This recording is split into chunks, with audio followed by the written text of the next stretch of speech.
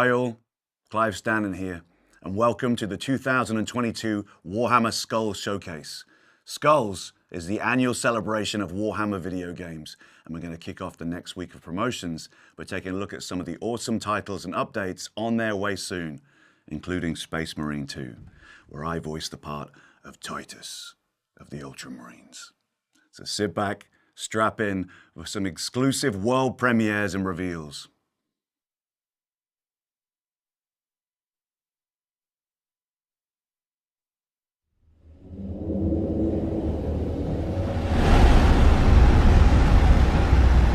The city of Tertium is under attack. My city. A dark tide of chaos is rising. Our best fighters are falling.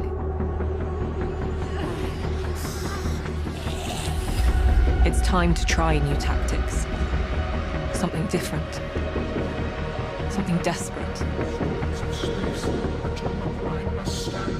We take you, the outcast and the criminal, the lost and the damned, because you have nothing left to lose.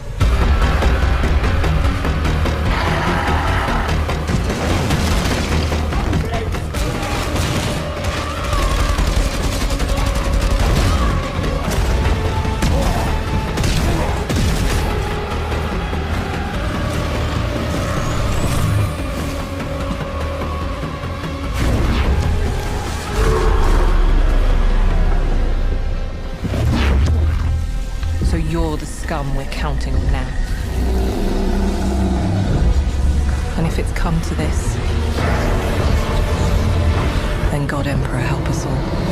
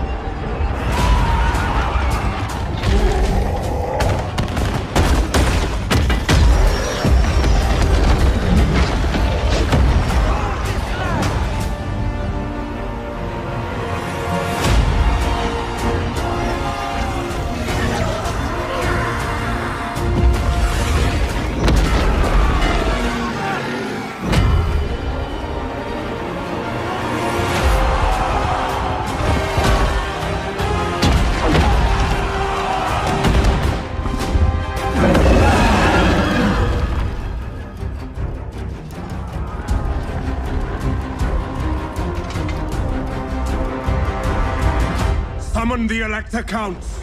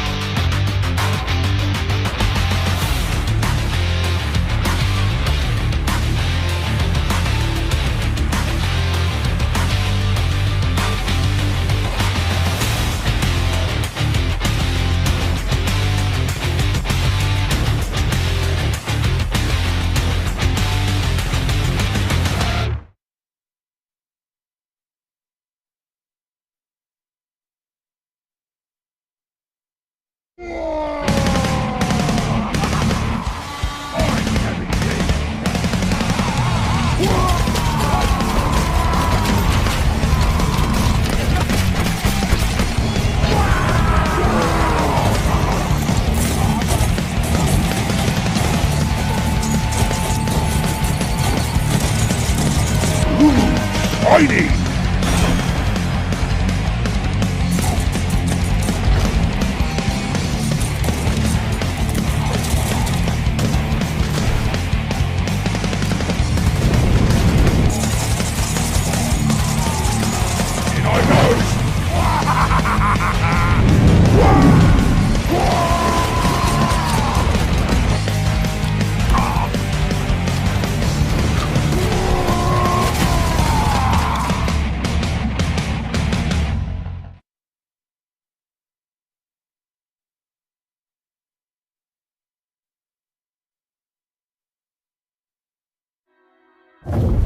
Welcome, mortals.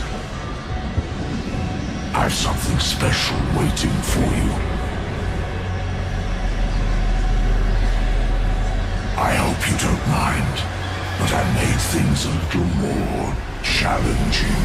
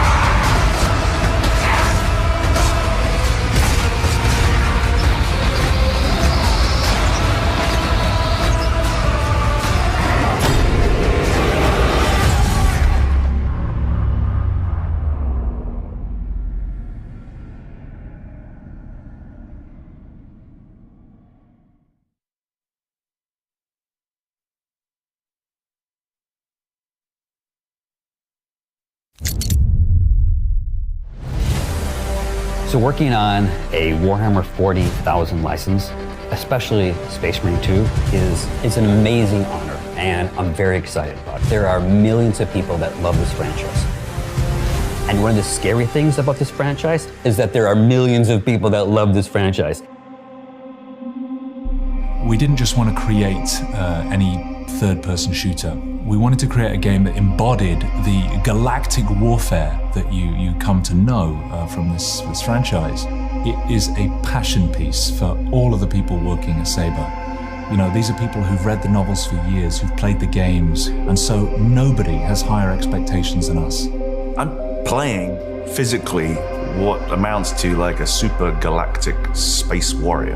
You know, these guys are 2.5 meters tall. They're probably about 500 pounds before you even put the armor on top of them, and their armor, it's ginormous. How do you recreate that? And then you see it, and suddenly I am 2.5 meters tall, and it's pretty amazing. Most human beings in this world will never see a Space Marine. They're the stuff of legends. They're known as the angels of death. His angels. When one appears on the battlefield, it's like seeing an angel of God. Well, Titus, he's been there, done that, seen more than all the other Ultramarines. He's an apex predator. Yeah, everything he does with purpose, everything with intention, everything with extreme power. People who've read the books will have expectations about how Space Marines fight, and so that's been our guiding principle behind the gameplay that we created. One of my favorite parts of the trailer release at the Game Awards was watching the feedback that people gave afterwards. And I saw all this excitement over just a tiny few snippets of gameplay, and I just kept thinking, wait till you see what we got for you. Wait till you see what's next.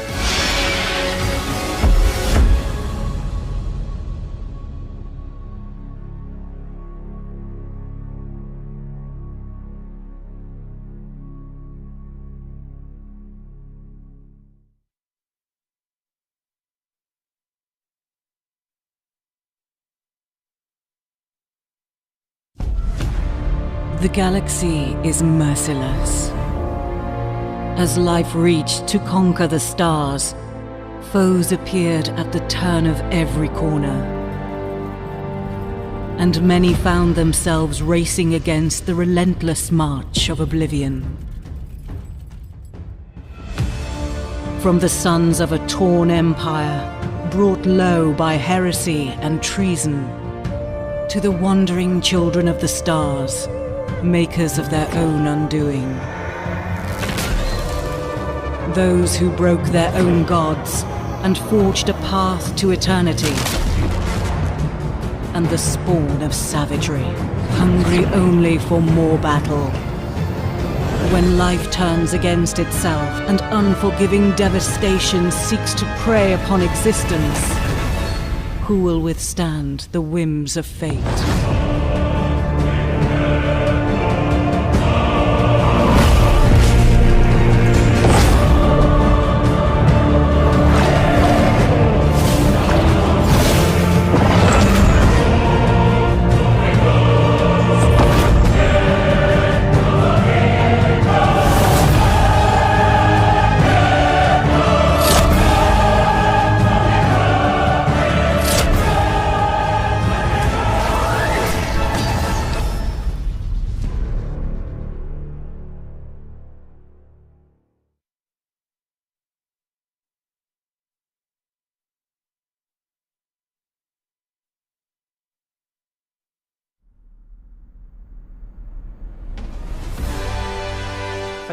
Greetings, Blood Bowl fans and coaches of all stripes.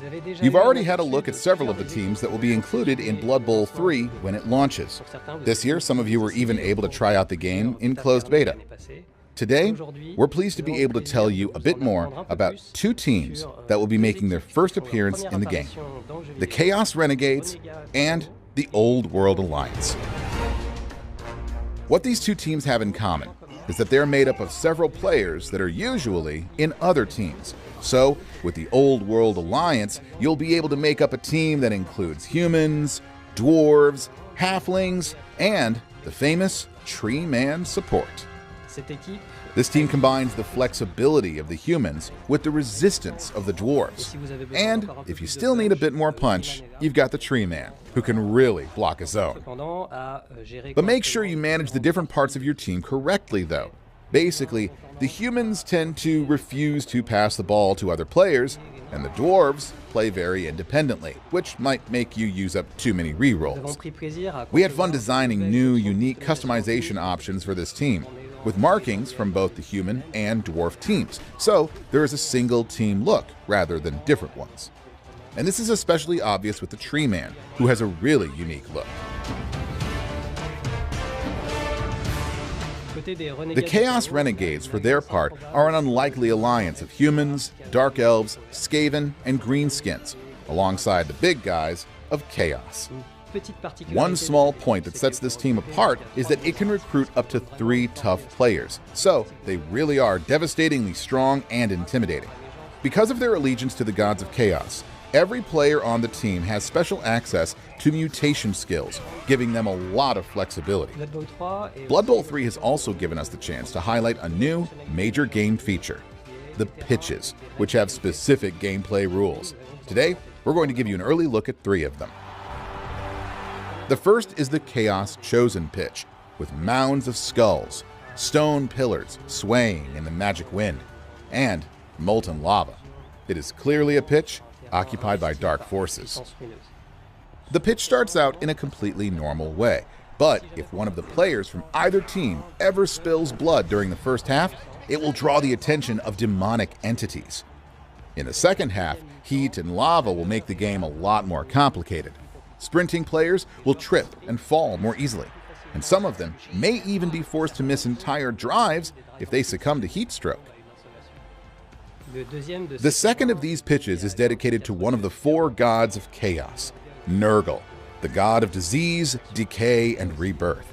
At first, the pitch is dormant, but if any player is ever unfortunate enough to die on this sacred ground, then the pitch will awaken from its slumber. Carnivorous plants and swarming worms, what had been silent starts to hum with life. Fast players are more likely to fall down, and it becomes difficult for them to interact with the ball, encouraging a slow and defensive game, which gives Nurgle's team a particular advantage. The third of these pitches is that of the Dark Elves. What's special about this pitch is that it was built over water, but there's more. Beneath the waves lurks a monstrous sea creature. And beware, if either team scores a touchdown in the first half, it might stir. A roaring crowd awakens the impressive tentacled monster. During the second half of the match, The pitch is partly flooded, and stunned players will have trouble coming around. The players will also have to move more slowly in order to avoid the monster's tentacles. So, now I just like to say I hope you all have a great day, great matches, and of course, a little bit of luck with the dice. We hope you have enjoyed all these new features. We genuinely can't wait to show you even more. Blood Bowl 3 holds some more tremendous surprises for you. So, we will say, see you soon on the pitch, coaches.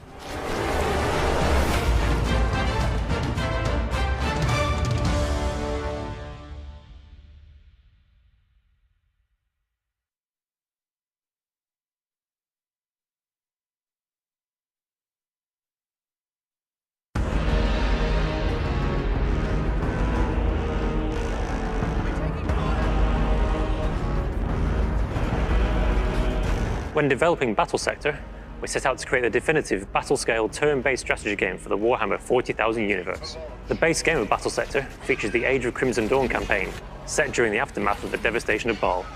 In April, we released our newest faction, the Ancient Undying Forces of the Necrons.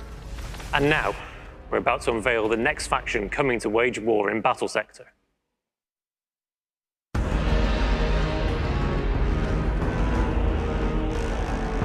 The full ranks of the Sisters of Battle are coming to Battlesector. This summer, they will become a fully playable, fleshed-out faction with a complete roster ready to bring the Emperor's judgment to all who would defy them. The Black Lab art team are currently hard at work creating the models. Their goal is to accurately represent the Adeptus Sororitas and allow the Order's militants to purge all heresy from Battlesector.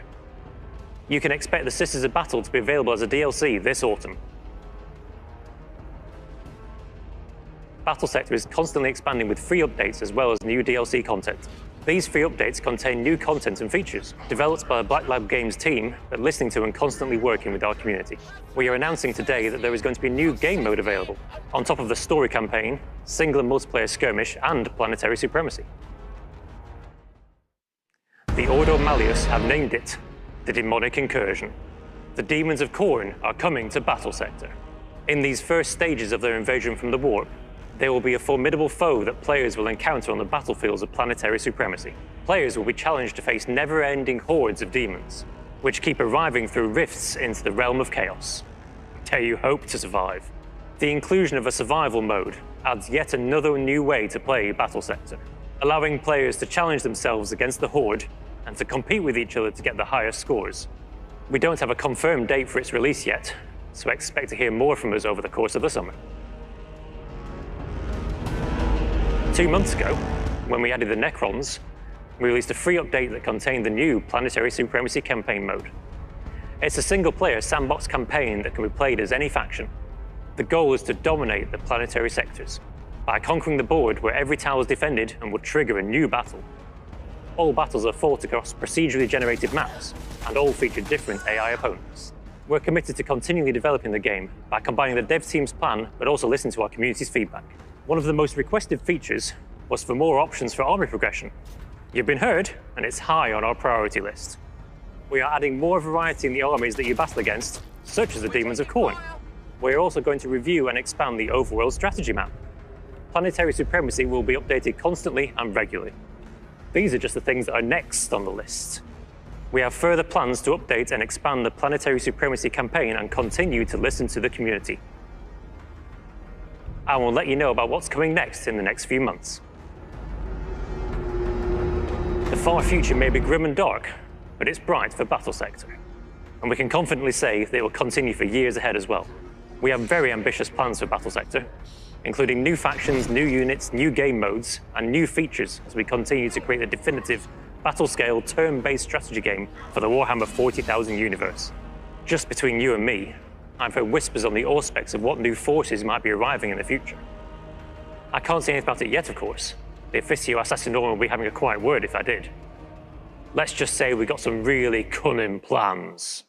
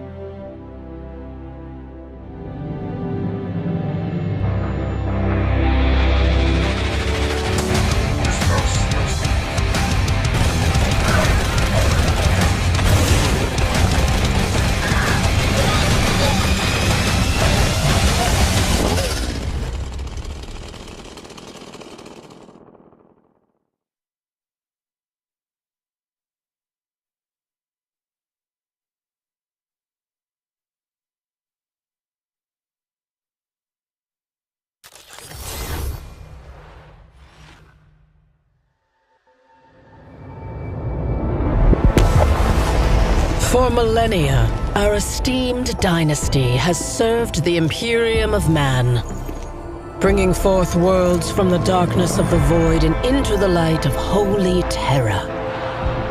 Yet I am but an instrument of his will, a sword in his hand.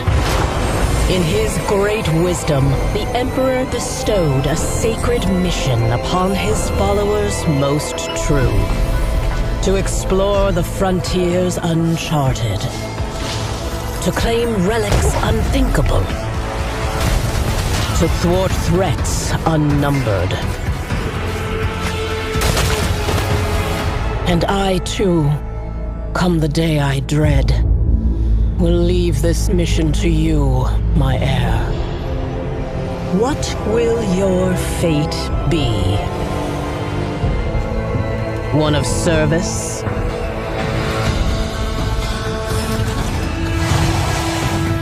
Of glory?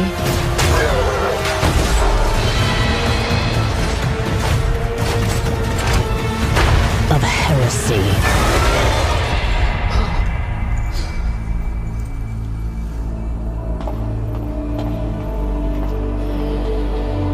One can only hope it will be better than mine.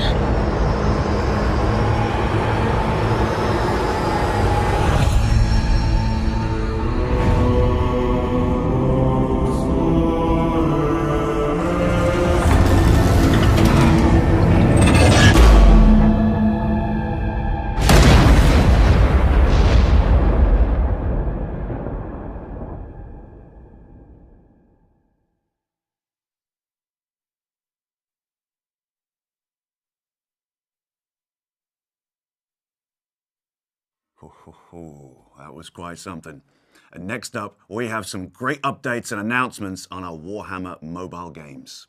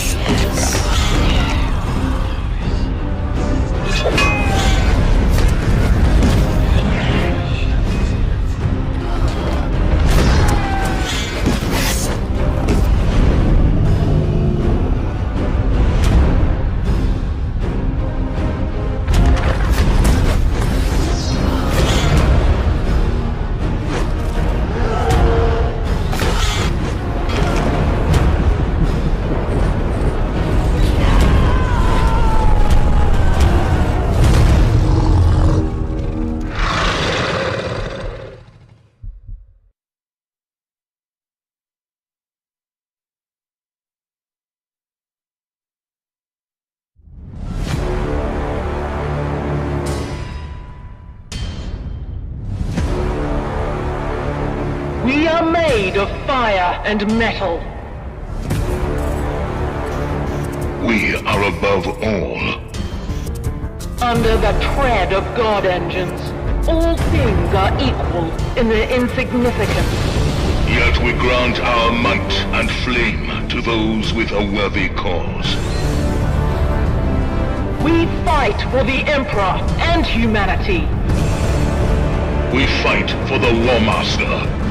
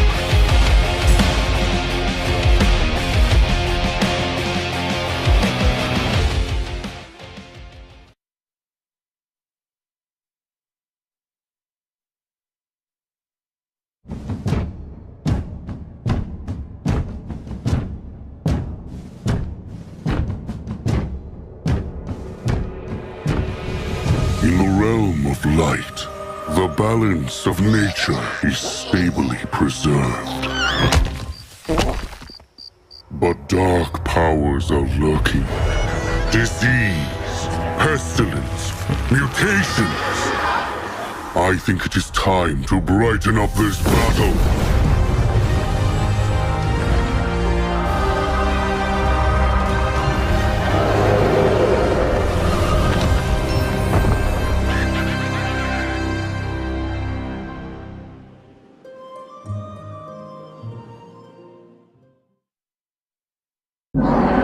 Valinor, the Stoneheart King, has entered Sol Arena.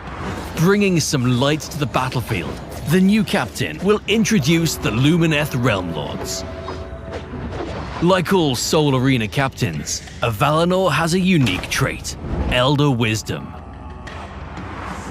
Once dropping to low health, he will get an extra free unit space in order to add the perfect unit when it matters the most.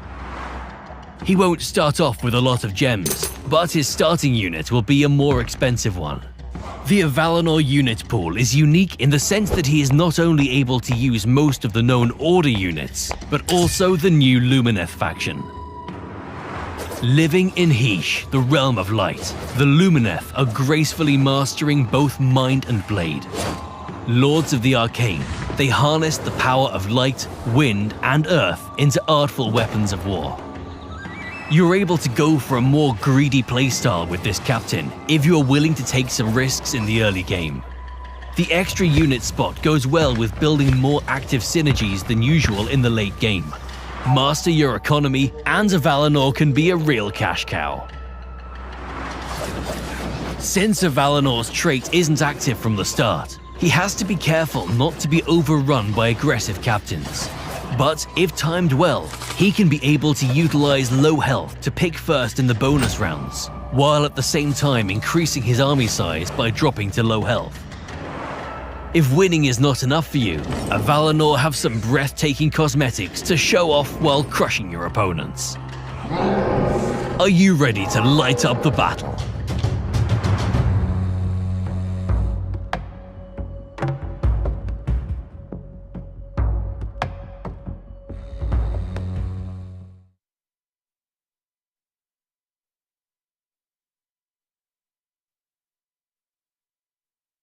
Well, there you go. That certainly didn't disappoint. You can learn more about all of the games featured in the showcase and where to play or pre-order them by visiting warhammer-community.com/skulls. And while you're there, don't forget to check out all of the Warhammer video games that are running promotions for the next week. So if you've been thinking about taking a digital dive into the grim darkness of the far future, or the savage frontiers of the mortal realms, then maybe now's the time. Thanks for watching.